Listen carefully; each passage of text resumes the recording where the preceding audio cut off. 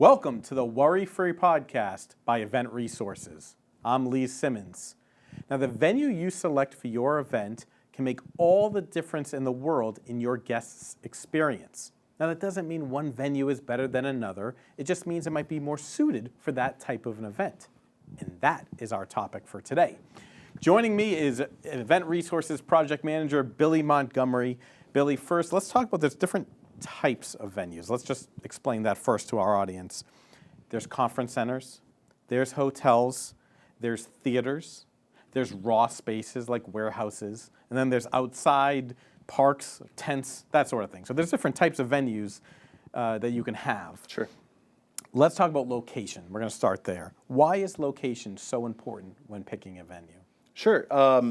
So I think it matters if you're catering to your local market or if you're expecting people to travel in. Also, if you have a guest speaker that's traveling in, you want to pick somewhere that's close to the highways, right off the highway, maybe close to an airport. In that way, your guests aren't stuck in traffic. Your venue's 20 minutes off the highway, and then they're trying to navigate their way there. That adds to some frustrations. Yeah, and parking can be a factor, right? Yeah, parking is a huge factor. Either you're stuck with parking garages and you've got fees that you've got to pay, $20 for the day to be there. Sometimes we work in parks where all you have is street parking and it's metered. So those can be some restrictions. And depending on how many guests you have, right? If you have a 1,000-person event versus just a 50-person event, that might factor in the type of parking situation Definitely. that you might have there. Let's move on to aesthetics. Every venue looks different. Mm-hmm. How do aesthetics play in the decision on picking a venue? So that goes back to raw spaces versus, finished ballrooms, right? Yeah. A raw space like a Bushnell Park or in a tent, it's going to take a bit to elevate the event to get to where you want it to be aesthetically, whereas you go into the Bushnell Theater, which is gorgeous, the AquaTurf Club, the Marriott Ballroom, the Convention Center Ballroom, all these spaces are all polished spaces where it's not going to take much to bring your event up to that standard. Capacity and comfort. Let's talk about that. How does that play a factor when you're picking? Yeah, that's going to play a huge factor, right?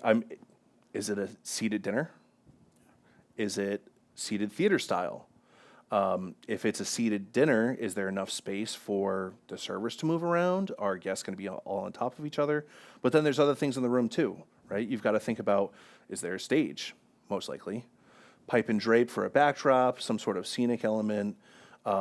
Sometimes we've got a camerizer in the room because we're either recording or using iMag. We've got a tech table. All these things are things that we have to consider when planning that event. And something you said about space between the tables, we hear that very often when we're talking to the venues, to the point that you made about the servers need to be in there, because often you might say, well, you can squeeze the tables together, you can make 500 people fit in a room where it can't. Yeah, how are you going to get plates on those tables for those 500 people? Right. A lot of venues have different technology. We hear that often. Well, they have a sound system. How does technology in the venue play a factor when deciding? So Wi-Fi is a big one, right? If the event has some sort of interactive feature for the guests, like bidding on a silent auction, which we have often, or there's a thermometer raised in the room, or maybe there's some sort of game that guests play off of their phone, that's going to play a factor, making sure that there's enough bandwidth in the Wi-Fi. Something else, right? You said if they have built-in technology. Think about you're in the grocery store, right? And the music's playing in the background, and that's all well and good, but then a clerk picks up the phone and you don't want that to be the speaker's experience, right?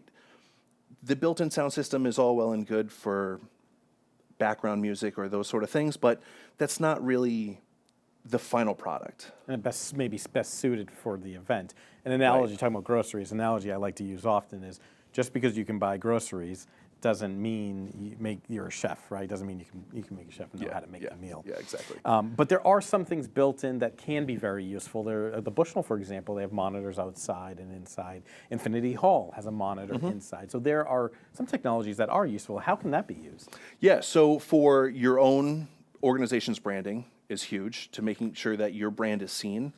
but also for sponsorships. We do a lot of events that are sponsored by these bigger companies, and those companies usually have people in attendance. And so for the sponsor to be able to see their logo and their sponsorship might lead to future sponsorships and that sort of thing, donations and whatnot coming in. Yep. The one thing nobody ever wants to talk about, budget. We got to talk about it. How does budget play into a factor, Billy, of deciding on these venues? Yeah, so again, is it a raw space and we've got to bring in more equipment and do more to elevate it, or is it more of a polished space where it doesn't require as much? Food costs. Yeah. That's a big factor. Something that people, when they're planning events, you need to ask for every cost. You got to go to your venue and you got to ask for everything that they're going to charge for the menus, for the catering, for power, for all these sort of things that we're talking about. You've got to ask for every charge. A chicken meal, steak meal, fish meal, different costs. Do you have past hors d'oeuvres? Do you have stations? All those things can play factors in that. So that's something. Yeah. Talk to your venue about what the options are and what the costs are associated. Definitely. Right? I mean, even open bar or paid a cash bar. Yeah, consumption. Right? Yeah, consumption. Yeah. Absolutely. Also, the day of the week can actually play a factor, right? Yeah. So, on peak, off peak. So if a Friday, Saturday, Sunday is more on peak, that might be a little bit more prorated versus a Tuesday, Wednesday, middle of the week. Also, something to consider is your guest point of view in that is hotel rates. If they're traveling in, Friday, Saturday, Sunday is prime for hotels, where Tuesday, Wednesday, not so much. So there might be a big gap in prorated cost there. And also, when you are planning the date, you can do it not just a single year, right? Yeah, if you lock in a multi-year contract with your venue, that might save you a little bit, but also it locks you in. You don't have to scramble to find the venue for your date. Got it. And the staff, right? I got to tell you, a lot of the venues that we work with in this area, the staff has been amazing. But how can the staff play a factor in deciding the venue you're going to pick? Yeah, they know the space the best, right? It's important to know the players that are going on, whoever's running food and bev, who's ever in charge of banquets, that sort of thing.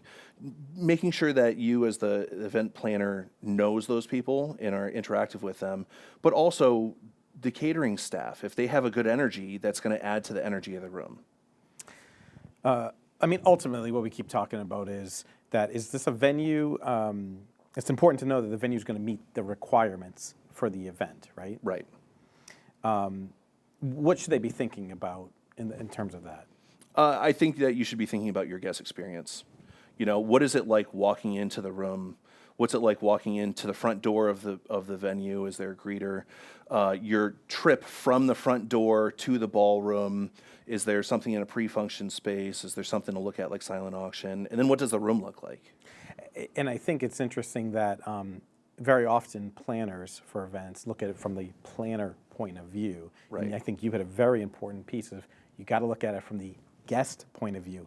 So maybe when you do those site visits, bring in someone on your staff who isn't maybe a planner, because they might see something that the guest would notice that you are just so normalized to you that might be not for the guest, right? Yeah. Sometimes you need that other view to like remove yourself from it a little bit. Bill, there's a lot of advice that we can give people for this. Let's go through some of this. What are some things that we can leave planners with specifically to look out for when picking a venue? I think top of mind, site visits. You got to do your site visits. You got to know what you're walking into. You got to know what the room is going to be like without anything in there, right? And then you can start to envision it. I think that's really important. Something else that is important and could really help out is going to similar events in the space. Right. You get to see how somebody else would lay out the room. You get to see how the catering interacts with the guests there. You get to see how the flow might be and how you might want to alter your event to that. Also, talking about the menu, in today's day and age with people's food sensitivities or whatnot, and like you said earlier, chicken plate, fish plate, steak plate, they're all going to be different rates. You're going to be looking at different things with that. And these venues, most of the time you have an event, you need some AV, right? Yeah, so it's also important to talk to your AV company because they've definitely been in that space. Very important factor. Yeah, huge. In terms of reading reviews, talking to people in the community who've had events there, been to events there, that's always just a normal thing, but that's important. I think sometimes people forget, just ask. And I think that's invaluable information for people that haven't planned in that space to get somebody else's opinion and somebody else's experience from that, even pictures. Yeah, right.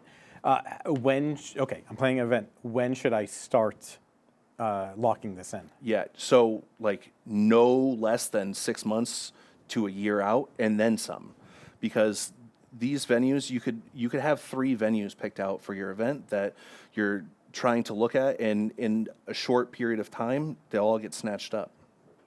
And I think the other thing that's important is you just gotta ask. You gotta talk to your contact at the venue, and maybe something's negotiable. Maybe there's a fee they can waive. Who knows? Right. But you don't know until you ask. Right. What's the worst they can say? No? Exactly. All right, Billy. Thank you for joining us today. And thank you for watching the Worry Free podcast by Event Resources. We hope this information was useful when you are planning your next event and looking at a venue. Thanks for watching, and have a good day.